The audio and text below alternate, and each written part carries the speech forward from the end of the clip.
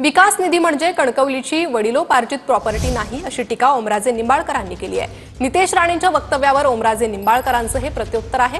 आमच्यासोबत आले तरच निधी अशा वृत्तीला ठेचायला हवं असं देखील ओमराजे निंबाळकरांनी म्हटलंय।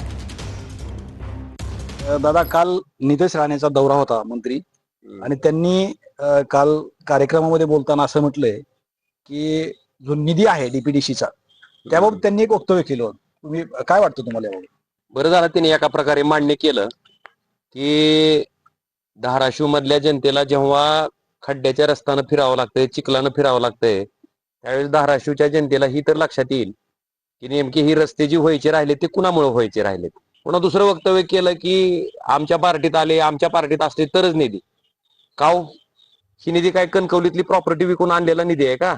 खासदार निधी म्हणजे काय आमच्या बापाची प्रॉपर्टी विकून दिलेला निधी आहे का? आमदार निधी असू कुणाचाही निधी ही अरे सामान्य माणसाने टॅक्सच्या माध्यमातून, जीएसटीच्या माध्यमातून दिलेला हा पैसा आहे आणि त्या पैशावर जणू आपण आपली वडिलोपार्जित प्रॉपर्टी असल्यासारखा अधिकार सांगून जर म्हणत असो की आम्ही अमुकला निधी थांबवू, तमुकला निधी थांबवू, मला वाटतं हे अतिशय दुर्दैवी आहे आणि एका मंत्र्याकडनं अशा पद्धतीची भाषा येते हेच मला वाटतं दुर्दैव आहे।